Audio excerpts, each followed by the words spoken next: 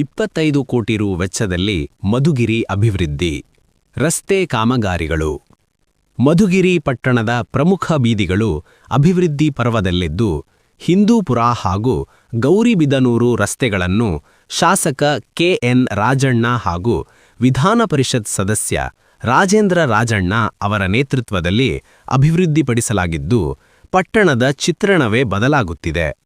ಪಟ್ಟಣದ ವಿವಿಧ ಬಡಾವಣೆಗಳಲ್ಲಿ ಸುಮಾರು 25 ಕೋಟಿ ರು ವೆಚ್ಚದಲ್ಲಿ ಅಭಿವೃದ್ಧಿ ಕಾಮಗಾರಿಗಳು ತೀವ್ರಗತಿಯಲ್ಲಿ ನಡೆಯುತ್ತಿದ್ದು, ಜನಸಂಚಾರಕ್ಕೆ ಅನುಕೂಲವಾಗುವಂತೆ ರಸ್ತೆ, ಚರಂಡಿ ಹಾಗೂ ಮೂಲಸೌಕರ್ಯ ಅಭಿವೃದ್ಧಿಗೆ ಹೆಚ್ಚಿನ ಒತ್ತು ನೀಡಲಾಗಿದೆ.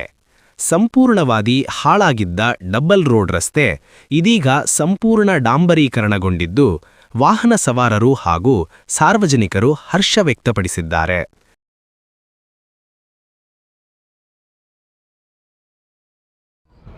ನನ್ನ ಹೆಸರು ಹುಸೇನ್ ಸಾಬ್ ಅಂತ. ನಾನು ಪೌಗಡ ರಸ್ತೆ LIC ಅಪೋಸಿಟ್ ನಮ್ಮ ಕೋಳಿ ಅಂಗಡಿ ಇದೆ. ಮೊದಲು ಈ ರೋಡ್ ಎಲ್ಲ ಹಾಳಾಗೋಗಿತ್ತು.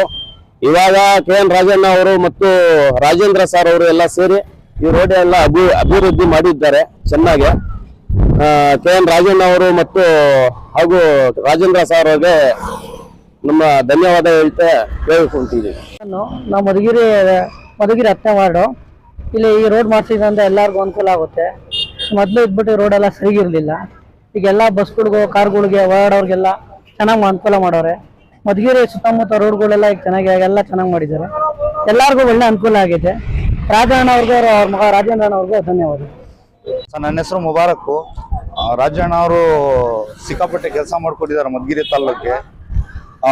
ಗೋರಿಬಿದನೂರು ರೋಡು, ತಿರ್ಗಾ ಹಿಂದೂಪುರ ರೋಡು, ತಿರ್ಗಾ ಇದು ಪಗೋಡ ರಸ್ತೆ, ತಿರ್ಗಾ ಸ್ಟೇಡಿಯಮ್ಮು, ತಿರ್ಗಾ ಫಸ್ಟ್ ಬ್ಲಾಕು, ಸೆಕೆಂಡ್ ಬ್ಲಾಕು, ಇದೆಲ್ಲ CC ರೋಡ್ ಎಲ್ಲ ಹಾಕ್ಸಿದ್ದಾರೆ.